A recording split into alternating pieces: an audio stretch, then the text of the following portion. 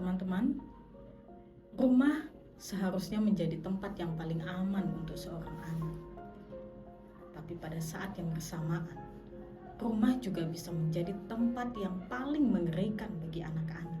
Selama tahun 2022 saja, Kementerian Perlindungan Perempuan dan Anak telah mencatat lebih dari 19.000 perempuan yang menjadi korban kekerasan.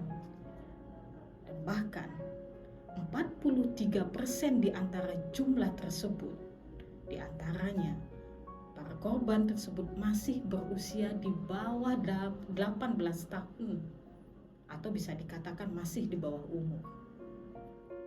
Nah, fakta yang lebih mengerikan lagi yang kami temukan bahwa hampir 60% dari kasus kekerasan tersebut terjadi di dalam rumah tangga. Dan para pelaku adalah orang-orang terdekat, baik kakek, kakak, paman, dan bahkan ayah kandung korban sendiri. Tahun 2022 lalu, di Kabupaten Tabanan, Provinsi Bali, seorang laki-laki tega memperkosa anak kandungnya sendiri.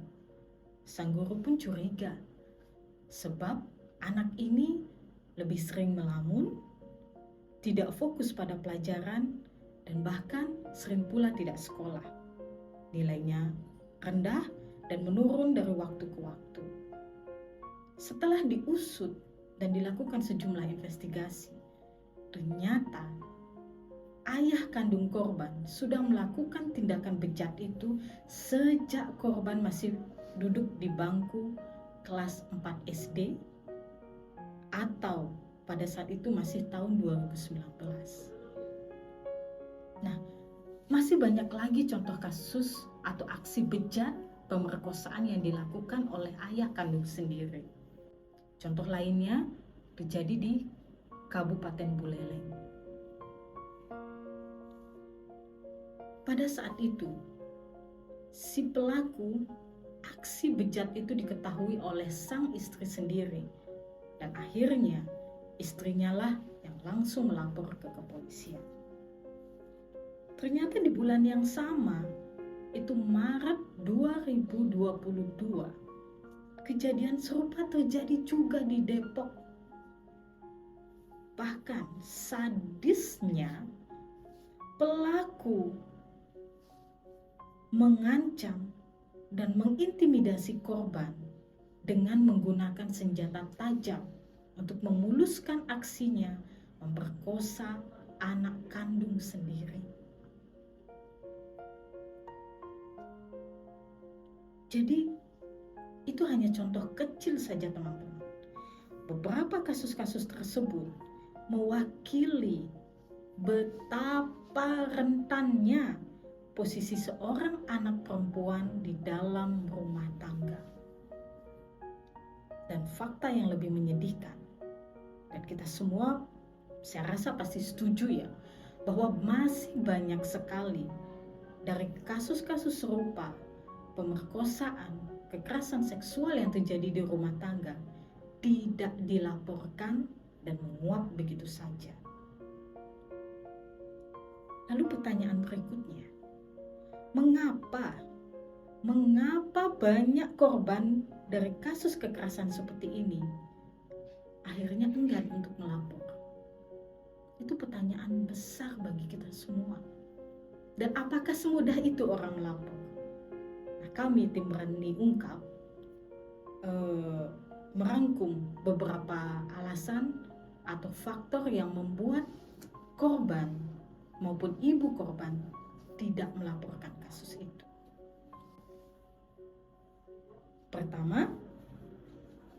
Pertama ya teman-teman, karena mereka tidak mau mempermalukan nama keluarga. Setuju? Mengapa ini dianggap memalukan nama keluarga? Nah, dalam beberapa kasus, korban maupun ibu korban atau dalam hal ini istri pelaku, mereka memilih untuk bungkam dan membiarkan kasus ini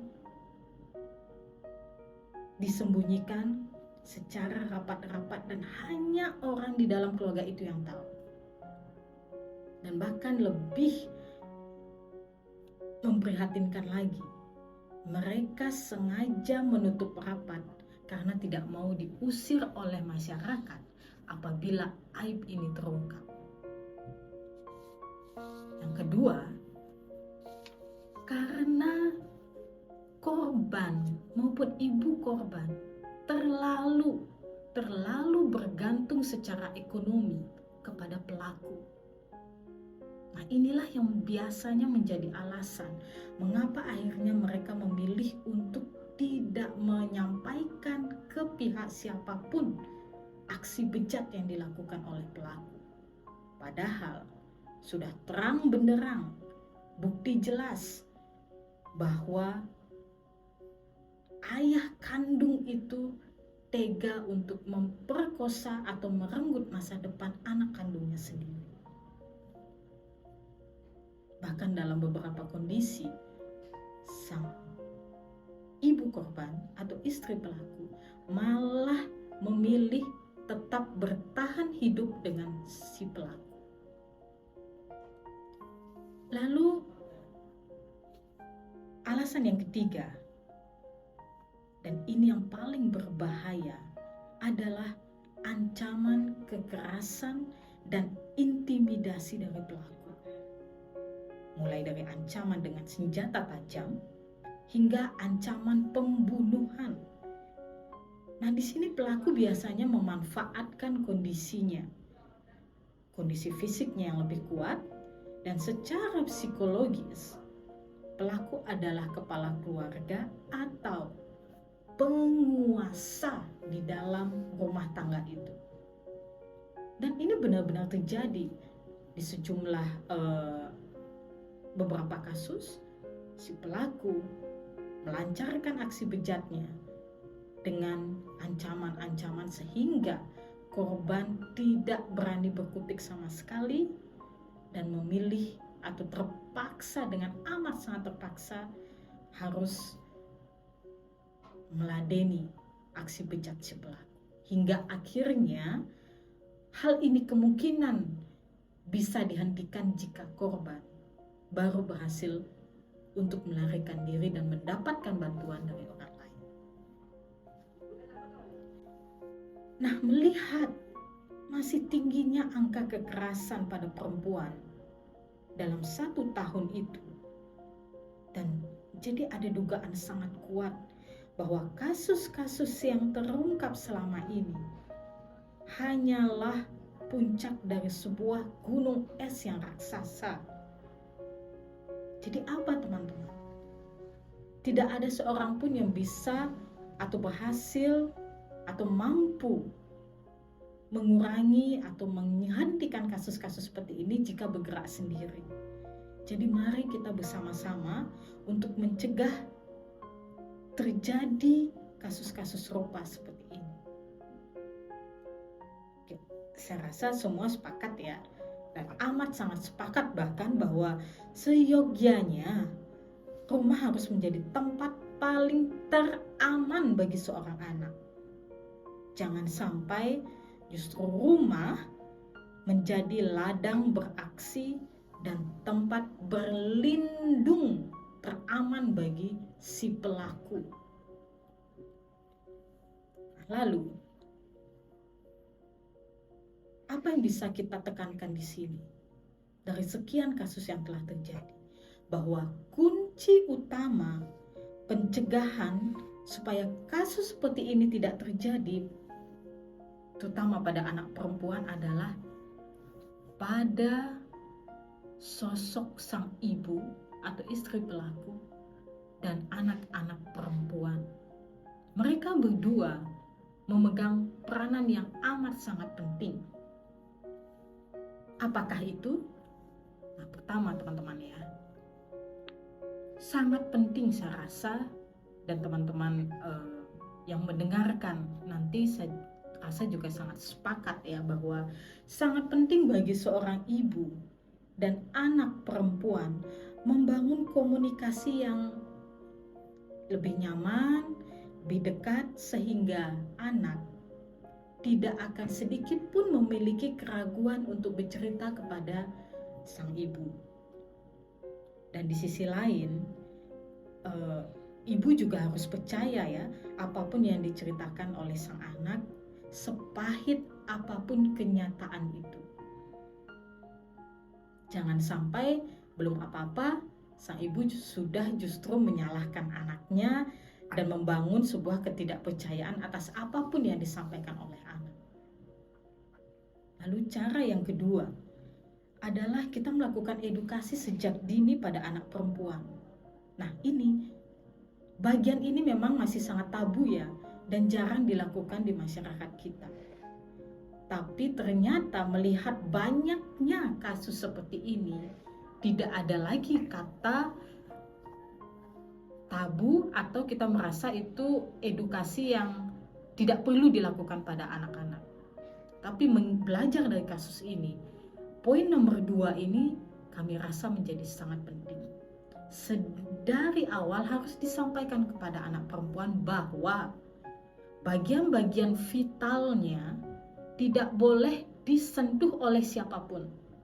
Oleh siapapun, termasuk ayah sendiri. Nah, dalam kenyataan di rumah tangga, hal ini biasanya terjadi peluang ketika anak-anak dimandikan atau masih dimandikan oleh ayahnya. Di situ ruang yang mungkin cukup bias ya, tapi harus ditentukan sebuah batas yang tegas di dalam rumah tangga. Lalu poin yang ketiga, nah ini juga tidak kalah penting. Tidak kalah penting bagi seorang perempuan, apalagi di sini kerap kali dalam masyarakat kita di Indonesia, perempuan hanya secara tunggal ditempatkan sebagai ibu rumah tangga dan melepaskan karir atau pekerjaannya. Nah, di sini ternyata penting sekali seorang perempuan atau ibu memiliki kemandirian ekonomi dan kekuatan sendiri sebagai seorang perempuan. Nah, dengan begitu, ketika mulai ada gejala-gejala atau bahkan akhirnya sudah terlambat, sang ibu tidak akan ragu dan tidak akan takut untuk menegur maupun melaporkan aksi bejat suaminya. Kenapa? Karena tanpa sang suami pun dia sudah mampu untuk hidup secara mandiri dan bertanggung jawab kepada anak. Dia tidak akan takut terlantar apabila akhirnya sang suami dijebloskan sampai ke penjara misalnya dalam hal ini. Lalu teman-teman, yang terakhir, ini yang terakhir ya, dan mungkin jika ada nanti yang punya solusi yang lain, bisa kita berbagi nanti di kolom chat juga ya, saling berbagi ide. Nah, di terakhir di sini bagi menurut kami ya, tim Berani Ungkap, cobalah juga sedini ini seorang ibu jangan pernah segan untuk membicarakan atau mengobrolkan di dalam rumah tangga kasus-kasus seperti ini. Bicarakan secara terbuka dan jangan segan untuk memberikan peringatan bahwa jangan sampai di keluarga kecil Anda terjadi kasus seperti ini.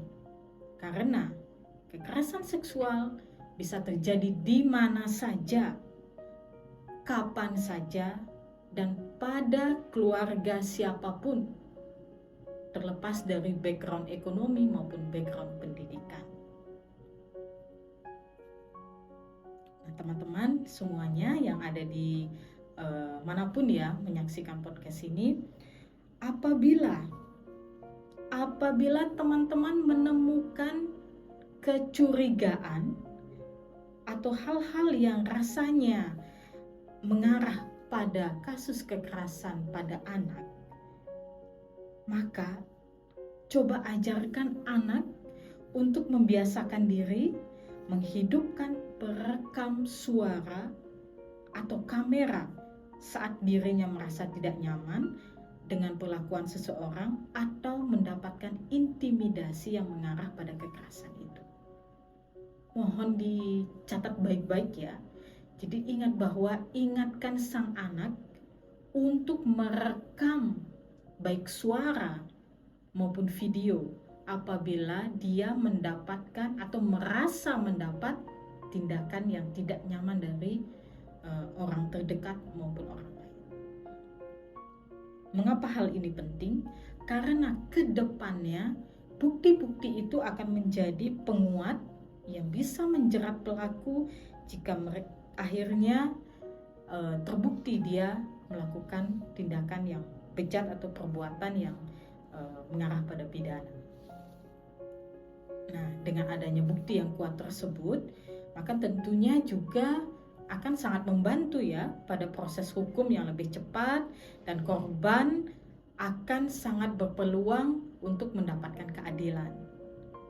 Nah, jika hal ini terjadi, jangan segan-segan juga untuk melaporkan kepada P2TP2 atau Pusat Pelayanan Terpadu Pemberdayaan Perempuan dan Anak, atau bisa juga melapor ke Bali Women Crisis Center ya, LBH Bali Women Crisis Center.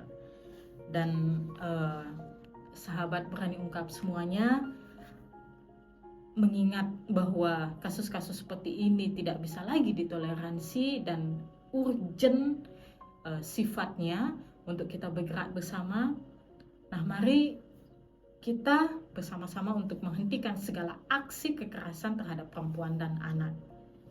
Dukung kampanye Berani Ungkap dengan subscribe di channel YouTube-nya, dan juga follow akun Instagram kami @beraniungkap di sosial media, dan bantu kami menyebarkan info ini sehingga semakin banyak orang yang aware dan semakin banyak pencegahan yang bisa kita lakukan lebih masif lagi ke depannya. Terima kasih teman-teman, sampai bertemu lagi.